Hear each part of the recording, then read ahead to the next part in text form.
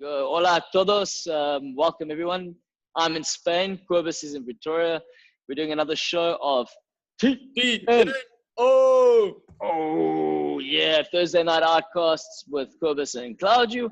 And this is a show where we do a post-analysis discussion on Survivor South Africa. And today we're going to focus on episode 3. We're going to start with the recap. Kobus, and go. Okay. Yeah, first of all, just a big shout out to you, Claudio, doing this while you're in Spain. I know it's a compromise. You know, you've got to tear yourself away from all the beautiful Spanish ladies there who can't keep no ladies. off of you. It's all football, man. All football. I don't get distracted, Kobus. Never get distracted. You know, in Survivor as well. Once you lose sight of what your end goal is, then you end up getting kicked off. Anyway, so none of that. Anyway, short recap. Where the Tahalu tribe is standing, they've got consensus that they're gonna vote Tanya off of the island if they get the opportunity, or if they have to go to tribal council, not get the opportunity. Lau May, they've been a bit quiet, but we've seen a bit more of them during episode 3. It seems like Rocco's at the bottom of Lau May. Although in this episode, I think he did build up a bit of island cred or street cred. So we'll see how that plays out. And then with the Sahula or Sahula, am I saying it right? Sahula. Yes. Sahula. The Sahula tribe really came together. There was some good cohesion. So they really took to heart what Nico said in the last tribal council, that they've got to stick together and turn this around. Otherwise, it's going to go south for them. So yeah, with regards to the vibes in the tribes, that's where we're standing at. Claudio, tell us a bit more about what challenge they did today and how that went down. To sum that up, they did a Hungarian mud warrior race challenge where they got split up into 3 teams. It was one challenge for immunity and obviously the reward, which made it up the ante a little bit. And there was one winner, which was Sahula. They pulled their shit together and they came together. And it was Tahalu who got really complacent, ended up losing, went to tribal council, and Ting Ting ended up going home. So let's actually dive into exactly how this all played out. And we're going to start off with the Golden Spear. We decided to change it we called it Man of the Match last time. We thought that was very gender specific and we wanted to be very inclusive. So we've decided to call it the Golden Spear. And Kobus, who do you think deserves the Golden Spear this time around? Well, Claudio, I'm going to say that the Golden Spear, there were 2 candidates for me during this episode for the Golden Spear. I'm not going to necessarily award it. I'm first going to hear what your take is on the Golden Spear before we reach consensus who we give that to. But the 2 guys who stood out for me was, once again, Jacques. I feel like he delivered upon his word when he said, he's not strong, but he is fast. He really gave Rocco a run for his money during this mud wrestling challenge thing, which I think is an accomplishment. If you go up to any Olympic athlete and you give him a run for his money, I think that's quite well done. Especially given the fact that Jacques not very well, he's not a big built or anything. And then Dante as well. Dante also gave him Rocco. Yeah. Oh man. The Olympic athlete. Rocco gave us anyway. The patented Rocco dance. Oh man, that was beautiful. No, that was awesome. You want to see my patented rock? Let me show you my patented dance though quickly. Hold on. Hey, this isn't that kind of channel. Keep it PG. Keep it clean, guys. Keep it clean. Rocco, your moves are clean. Anyway, sorry. Continue to the point. No, but that's cool as well. What I wanted to say, Rocco's dance was pretty entertaining. So I think possibly he could have even gotten the award for the dance. But anyway, you back to your point. I keep derailing you. Yeah, and I think Dante also did a good job. He really gave Rocco a run for his money during the challenge. He almost got immunity for Tahalu. So those are my 2 nominations. Cool. And your nomination? Me, forget Jacques, forget Dante, forget Rocco, forget the purple and the yellow, forget Luke, forget those guys.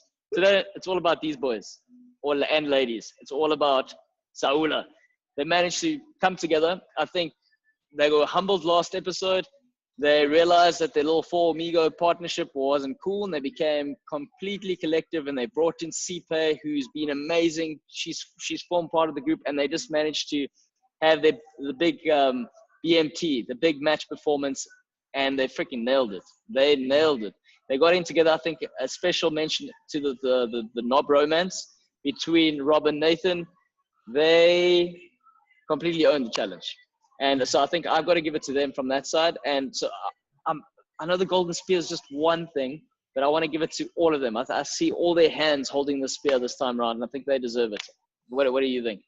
I tend to. Another thing, you mentioning Aquaman. I think we've seen that Aquaman does better in the water than he does in the mud, because I don't care how close they were, he wasn't close enough for first place. And again, let's go back to Saula. They dominated the ladies as well. Super, super strong. Bam. Sorry, Saula. Yeah, no, I must agree with you. I think let's award the Golden Spear to the Saula tribe, because they came back strong, and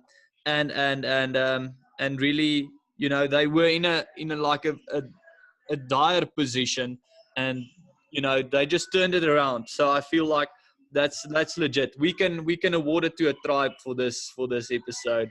And Cool. so yeah, which brings us to first the time ever. It's the award. first time ever. All right, so we went from here. Now we're gonna go to the wooden spoon.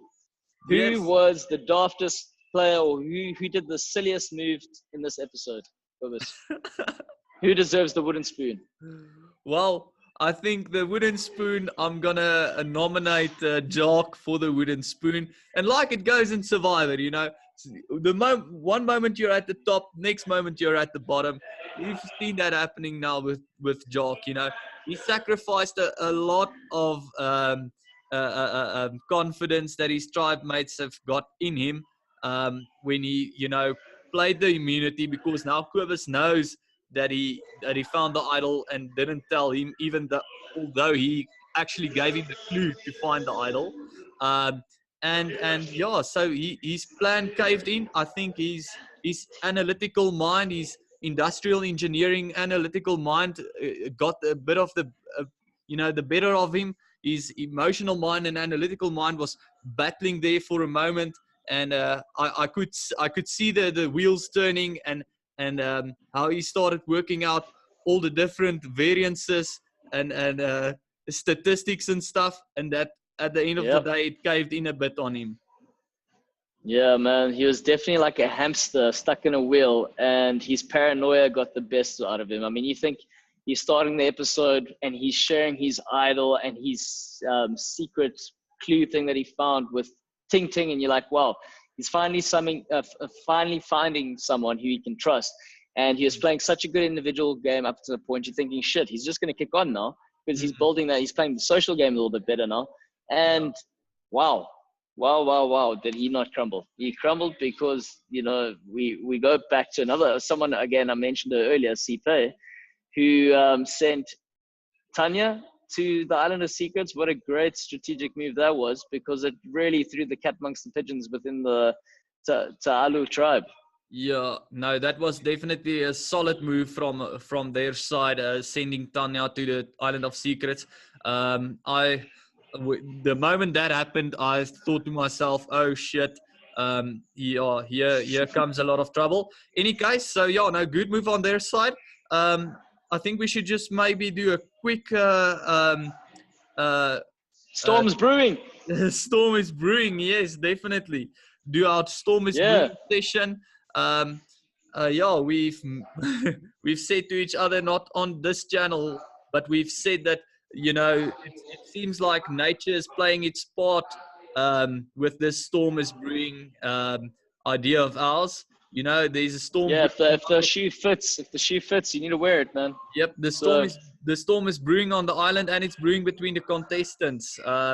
So yeah, and Sipe's move was one of the lightning bolts in that storm, I thought. Yeah. And your thoughts on the storm, Claudio?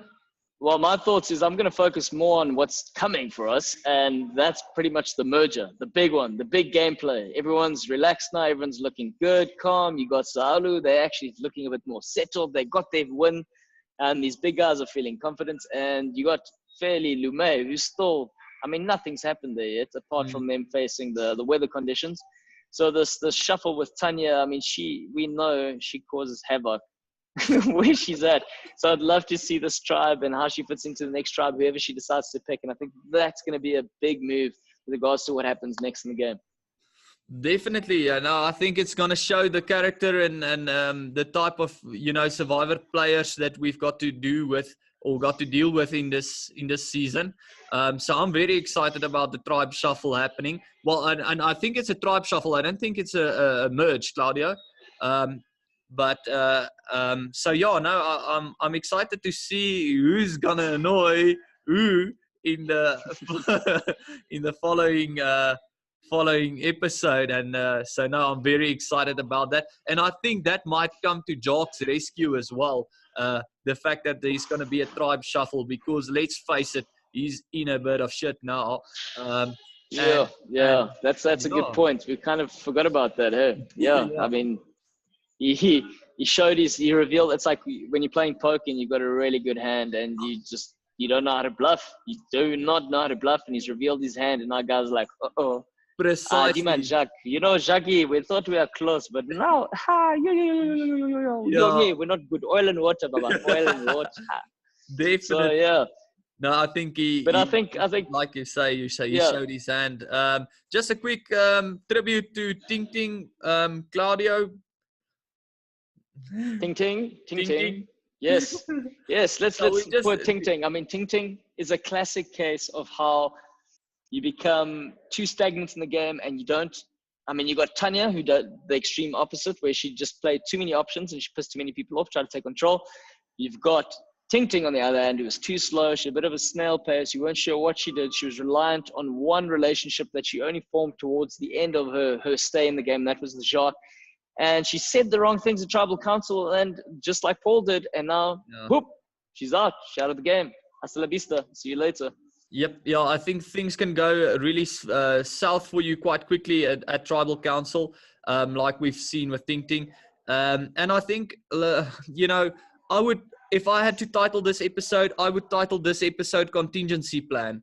I think... I like that.